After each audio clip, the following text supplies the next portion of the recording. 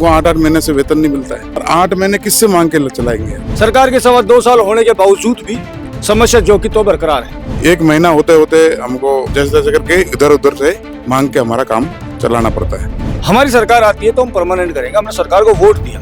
नमस्कार, आप देख रहे हैं अपडेट इंडिया। मैं राहुल शर्मा। अभी हम मौजूद हैं भाजपा के कृषि मंत्री किरोड़ी लाल मीणा के आवास, जहां पर नरेगा कार्मिक अपने कुछ मांगों को लेकर के धरने पर बैठे हुए थे। आइए हम उनसे जानते हैं उनकी क्या समस्या हैं और किस बात को लेकर के धरना प्रदर्शन कर रहे हैं। और किरोड़ी लाल मीणा जी अगर उनसे मिले हैं या उनसे कुछ वार्ता हुई है या सरकार की तरफ से उन्होंने उनको कुछ आश्वासन दिया है या नहीं दिया है, उनसे हम जानते हैं। नमस्कार, क्या नाम है आपका? सर, मैं नवीन सदावत उदयपुर से वाइस प्रेसिडेंट हूँ जेटी यूनियन का। क्या मामला था? मामला ये था कि हम लंबे समय से 17 से 18 साल से संविदा कर्मी की नौकरी कर रहे हैं जेटी यूनियन में, टेक्निकल विभाग में। तो ऐसे में संविदा की नौकरी तो कर ही रहे थे। उसके बाद सरकार ने हमेशा हमसे वादा किया था, अपने मैनिफेस्टो में लिखा था कि हम आपको, हमारी सरकार आती है तो हम परमानेंट करेंगे। हमने सरकार को वोट दिया, बहुत प्रचंड बहुमत हमारे परिवार ने, हमारे मित्रों ने। भाई कांग्रेस सरकार ने हमको किया नहीं, तो भाजपा ने अपने मैनिफेस्टो में लिखा था। सरकार के 2.25 साल होने के बावजूद भी समस्या जो कि तो बरकरार है। ऐसी स्थिति में फिर भी चल रहा था, चलो ठीक है, सरकार का समय है, क्या पता समय। तो उसके बावजूद अभी एक तुगलकी फरमान निकाल दिया 2 दिन पहले पंचायती राज विभाग से। वो ऐसा फरमान निकला है जो सालों साल से हम काम कर रहे हैं। जो हमारे टीएस का पावर था, जो हम आरडी जो पंचायती राज के जो भी काम थे वो हम कर रहे थे, तो उसमें लिखा है कि कनिष्ठ अभियंता ही इनको काम करोगे। जबकि कनिष्ठ अभियंता और कनिष्ठ तकनीकी सहायक इन्होंने बराबर माना है सरकार ने। तो सरकार ने एक तो अल्प वेतन में हम काम कर रहे हैं, एक हमको परमानेंट नहीं किया, दूसरा हमारा काम भी छीन लिया, तो हम कहाँ जाए।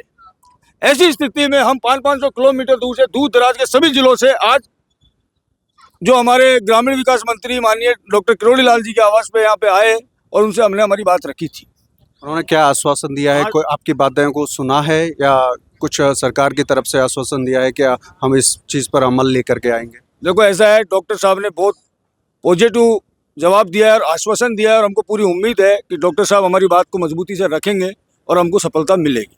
डॉक्टर साहब ने हमको 3 दिन का आश्वासन दिया है कि अभी उन्होंने फ़ोन भी किया हमारे सामने सेक्रेटरीट में, जो शासन सचिव है उनको फ़ोन भी किया कि इनकी जो समस्या है उनका समाधान करो और मेरे पास फाइल लेके आओ। 16,000 रुपये आपको मिलते हैं, उस हिसाब से आपका घर चलाने में भी मुश्किलें होती होंगी, आपके परिवार भी होगा, बच्चे भी होंगे, उनकी शिक्षा पर भी काफ़ी खर्च होता है। आज की जैसे महंगाई है उस हिसाब से 16,000 पर्याप्त हैं आपके लिए? 16,000 पर्याप्त तो नहीं कह सकते, क्योंकि मात्र 16,000 में आप समझने जाओ तो आजकल राशन वगैरह आप लेने जाते हो तो 7 से 8 हज़ार रुपये का राशन का खर्चा हो जाता है। और 15-16 हज़ार रुपये में आपका बिजली का बिल है, पानी का बिल है, सारी चीज़ें करते करते आपके पास कुछ नहीं रहता है। मतलब इवन ऐसी स्थिति आती है कि 1 महीना होते होते हमको जैसे तैसे करके इधर उधर से मांग के हमारा काम चलाना पड़ता है। उधार लेना पड़ता है, मांगना पड़ता है दूसरों से। परिस्थितियाँ आज तक ऐसी है कि कुछ ऐसी प्रॉब्लम आ रही है, मतलब हमको 8-8 महीने से वेतन नहीं मिलता है और 8 महीने किससे मांग के चलाएंगे। बाबा से कुछ बात हुई? उन्होंने आश्वासन तो दिया है, हम आपका करेंगे कल्याण, कुछ होगा अच्छा सा। और क्या कहा उन्होंने? उन्होंने कहा है कि हम आपकी जो फाइल चल रही है उसको आप आगे फॉरवर्ड करेंगे और करवाएंगे नियमितकरण, और जल्द से जल्द अगर नियमितकरण होता तो अच्छी से अच्छी सैलरी हमको मिलने की आशा रखते हैं। और सरकार से हम यही गुजारिश करते हैं कि जल्द से जल्द हमको नियमित किया जाए।